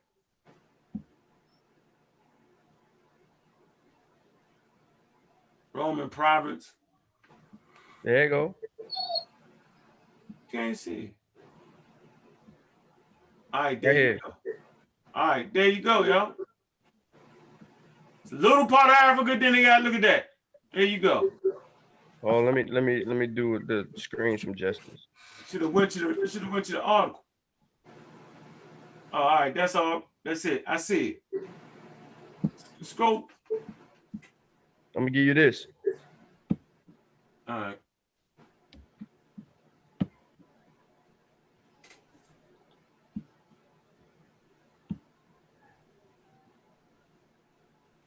Hey, Chef, you being funny too, man. It simply says screen share, yo. No, not on I'm on the iPad. It do say, yo. Yeah, it said on the iPad too. You just being funny. You act like you can't. Here we go right here. Roman cities, Roman provincial capital, Phoenician and Berber cities not under Roman control. It's where you see the dots. And then other Rome territories outside of Africa are in red, which will be here, which will be here. Purple, Roman provinces of Africa right here. All right. There you go.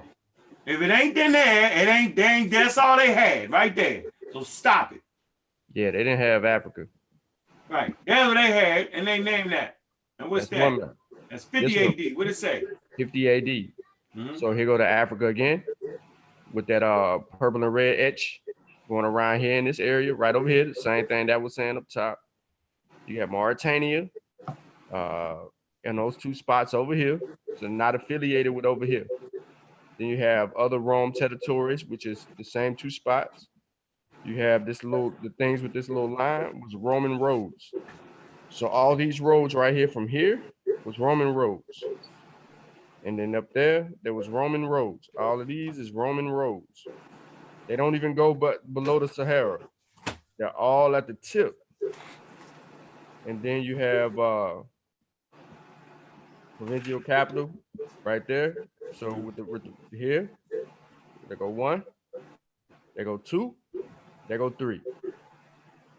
Carthage. So that's why they can call Hannibal an African, because he's in the Roman province called Africa, and that don't mean he was sub-Saharan African. That don't mean he come from your lineage. How about that, y'all? Look at the time periods. They're moving the indigenous people out of that area. Don't get me started. There you go. Yep, So and they're going to Sheffrin, Roman cities right there. So all of these are Roman cities, and it's all at the tip. Again, we'll go down a little bit further to 200 AD. no, we can stop right there. I think they got a good idea. They got the point. Time schedule. Because it's the Hey, same hey, thing. Sheffrin, go ahead. Whoa. Go to 2 Samuel 10:18. 2 Samuel 10:18. Open up your Bibles. Where you at, Sean? Go to 1 Chronicles 19:18.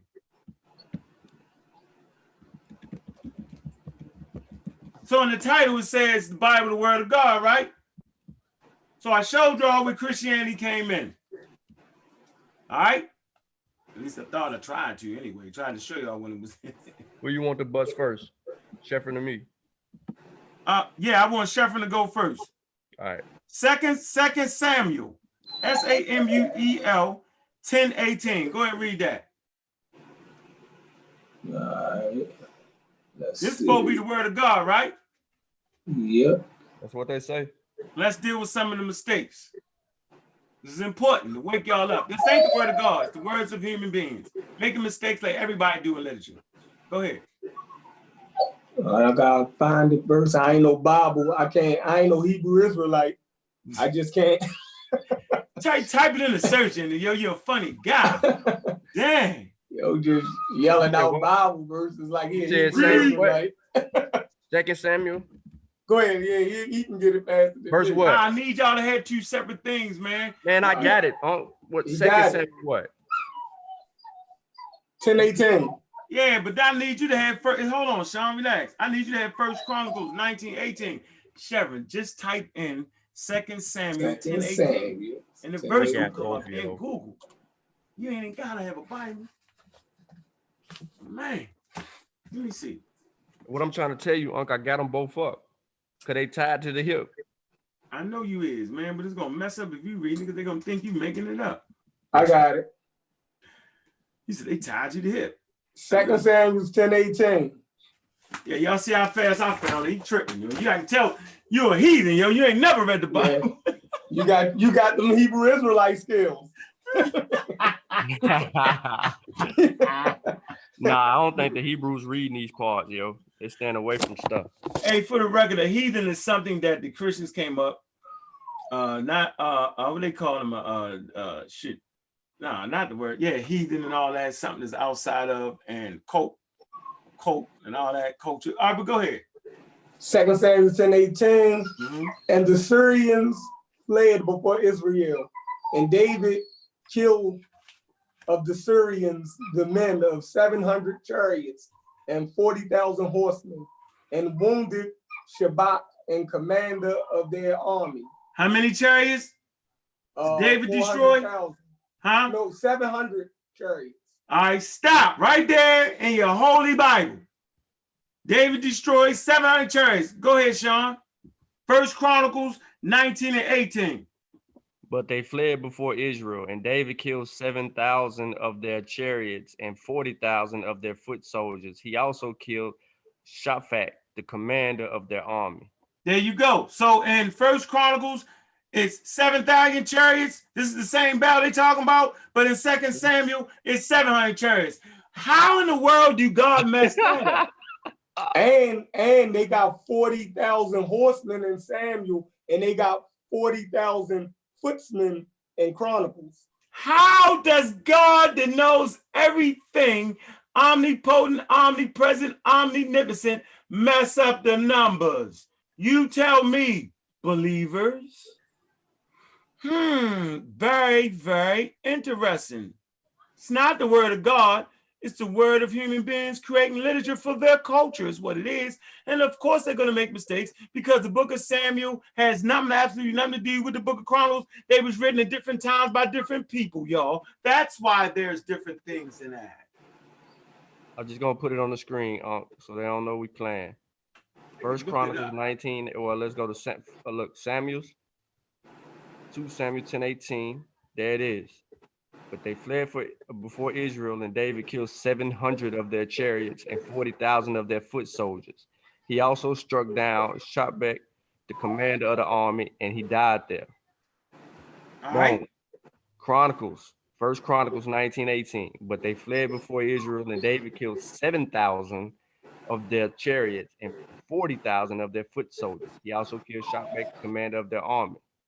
Same war, same battle. Give it to your preacher. Give it to the people fighting you, and don't argue with them. Just say, That's what you hit him with. Is that the word of God? All right, let's go to 2 Samuel 8:4 and 1 Chronicles 18:4. We're rolling right along right now, y'all. This is Sunday school class. This is what we should have learned as those who are ADOS descendants from the transcontinental kidnapping trade. We want to know the truth. Yeah, First Chronicles what? I said 1 Chronicles 18:4 and then 2 Samuel 8:4. Shamrock gonna take forever. Definitely is. Man. That Bible tricky. All right, don't worry about it. Come on, Sean. Get both of them up like you just had. Come on, let's go. Let's roll. All right, you said 2 Samuel what? 2 Samuel 8:4. Let's see what we got here. All right, I'm gonna put them on the screen. Let's hit it. All right, which one you want to read first? Don't matter. This is the right. word of God. Yeah, it's word of God. Untampered with. Undiluted. No mistakes. Perfect. All right, first things first, Chronicles. 1 Chronicles 18:4. David captured 1,000 of his chariots, 7,000 chariotees, and 20,000 foot soldiers. He hamstrung all but 100 of the chariot horses. All right. 7,000 horsemen, huh? Let's go to 2 Samuel 8:4. 2 Samuel 8:4 says, David took from him 1,000 chariots, 700 horsemen, and 20,000 foot soldiers. Also, David hamstrung all the chariot horses, except that he spared enough of them for 100 chariots. You got 1,700 horsemen, and then you got David takes 7,000 horsemen. Yeah. Man, how'd they mess that up? He captured 1,000 of his chariots and 7,000 of his charioteers and 20,000 foot soldiers in Chronicles. Then he took 1,000 chariots, 700 horsemen, and 20,000 foot soldiers. So did they get the foot soldiers right? Yeah. They got the foot soldiers right, the horsemen wrong, and the chariots wrong. Which one is it? So one's an exaggeration. Which one is it? What should we read? Who got that wrong? Who did that? Moving right along. Most y'all don't even understand Noah's Ark. We thought it was 2 by 2. Am I correct? 2 of each animal. Am I correct? Correct. That ain't it. We're gonna move past that though. But they took 7 pairs, you know what I'm saying, on the ark when we was all raised up to think that it was 2. Let's go to Genesis 7, 2, and 3.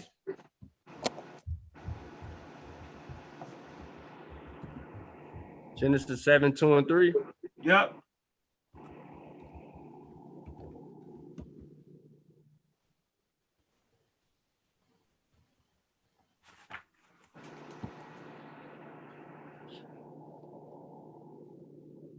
Something we never learned in church. We thought it was 2. All the cartoons, all that. What did it say? Take with you 7 pairs of every kind of clean animal. What? 7? 7 pairs of No. kind of clean animal,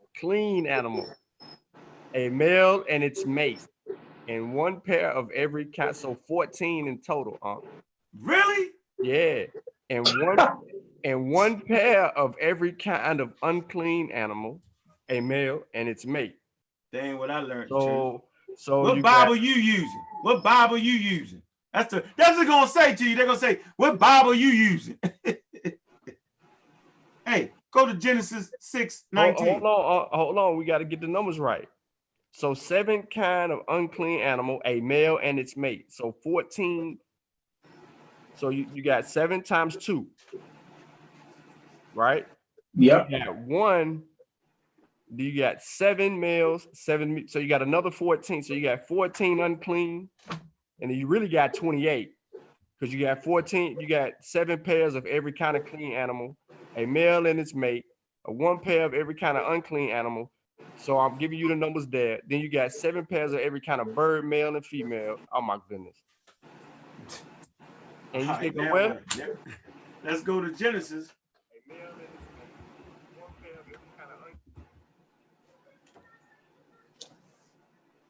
All right, so let's go to Genesis 6:19. Clean. So when they say clean, they talking about they got laws in Leviticus of what to eat. So all you Christians is eating non-clean animals based off what you believe in your bananas.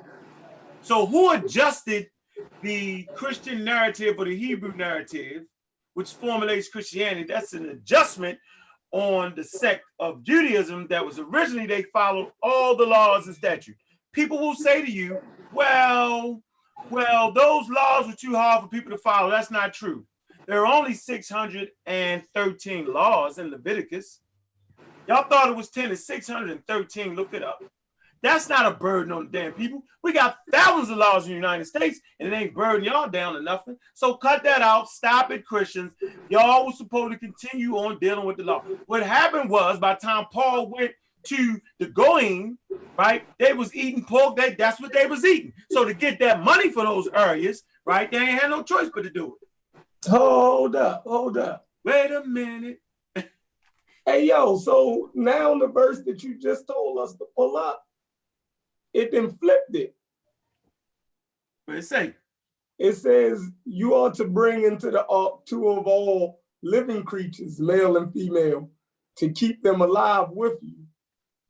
What version in you reading? Genesis 6:19. What version you reading? Are you reading the NIV? Don't matter. Right, because even in the one I got on the screen is saying, and of every living thing of all flesh, 2 of every sort shalt thou bring into the ark to keep them alive with thee. They shall be male and female. Right, it's the same thing. But the other verse he told us to read, it was 7. Is it 2? Is it 7? Clean, unclean? What is it? We want to know, and it's very, very interesting. That has dispelled the word of God. Wilding out. All right, look. What time is it? Yeah, it's time to get up off here. We ain't got time for questions. Next week, we're going to introduce the question and answer. Let y'all come on in, man. I appreciate everybody celebrating with us to understand what Christianity is, what monotheism is, what it ain't, and understanding African culture within that. And these are the things we should have learned at Bible school. You feel me? We should have learned this exactly right here. Now, this is not to tell you what you can believe, what you can't believe. This is to tell you cut it out. Read your book with a daggone map. Read your book with understanding evolution, which ain't gonna happen. I know it's not. Let me slow it down. When you read the literature, understand it's just literature, and it's a cultural mythology created by those who live in the Middle East, having absolutely nothing to do with where your ancestors came from. This, I am certain they cannot get around, family. If they could, I wouldn't be on here teaching.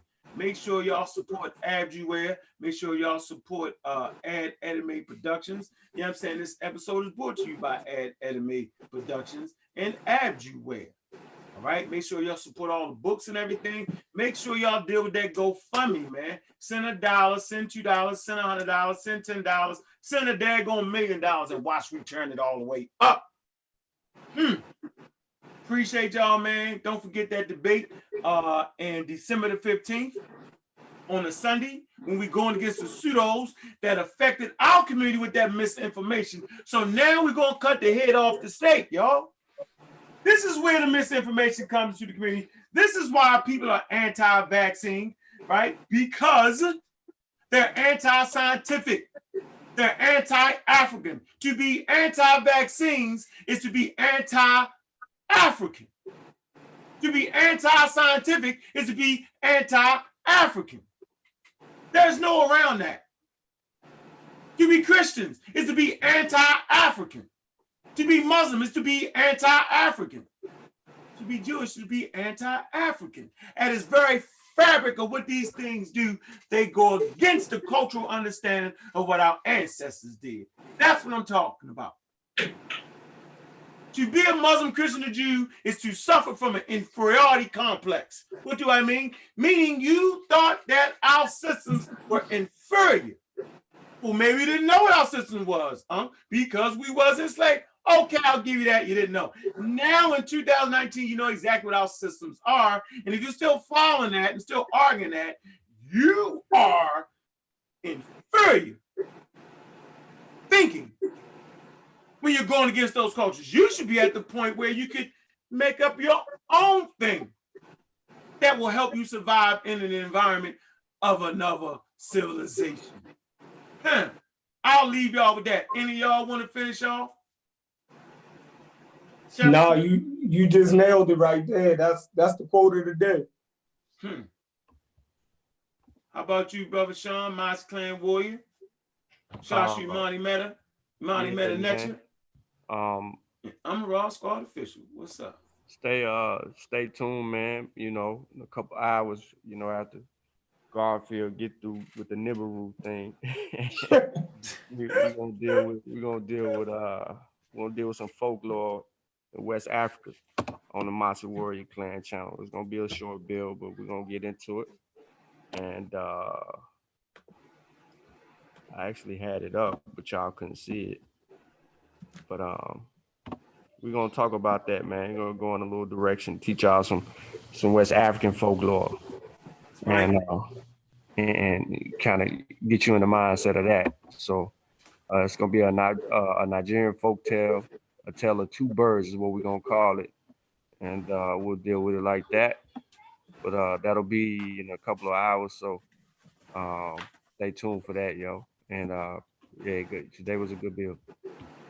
Hey man, I appreciate y'all, man. Don't forget the Encyclopedia of Gods. That way y'all don't be spooked out and think God gonna get you for listening to the podcast and to the live stream. God not gonna get you. There's over 2,500 deities in the world, man. Stop disrespecting everybody's culture, because deities are created by culture.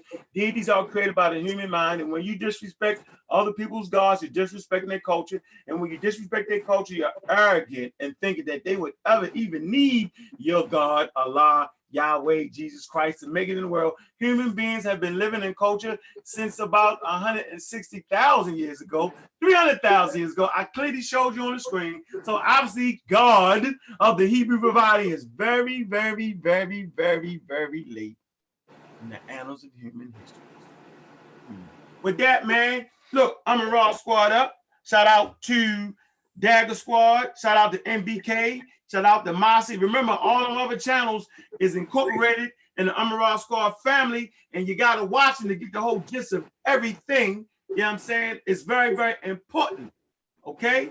Mossy Clan, Shashi Monty Meta Netcha, MBK, Dagger Squad. You know what I'm saying? Mossy, Amaral Squad official, man. Make sure y'all support that debate. Man, they are going to be in the building, y'all.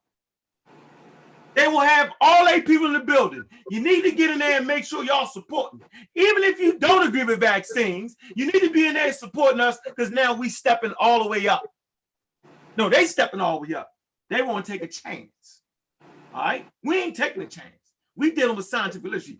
December the 15th, man. Shout out to Sarnetta and Sarnetta TV. Shout out to you, Sarnetta, for giving me that phone call. The bat phone has rung. Ring. Hello? Okay, huh? You need what? Huh? You need, we ain't got a problem with that song. We got, what? Man, pseudos and pseudos. I've been wanting to get the head off the snake a long time ago. I've been, we gonna lose. Come on, Saul, we ready. We ain't ready? You crazy. Man, we scientifically literate, man. And it don't matter where we at, Saul. We scientifically literate. It don't matter who we going to. It ain't got nothing to do with you being a doctor, lawyer, teacher, none of that. If you pseudo, you're damn pseudo. Click, I'm hanging up on them. That's what we doing, family. Make sure y'all be there, man. Be in the building. Support that GoFundMe. You're going to put that link in there again, man. Man, come on, dude. Come on, family. Appreciate y'all, man. Hey, I'm a Raw Squad up, man. Hey, remember, man. Real Black Atheism on the rise. Pseudo Killers on deck. Shout out to Sean, Double X Architect. You know what I'm saying? I'm by Sports, the Pseudo Killers. Make sure y'all support Politically Incorrect podcast, man.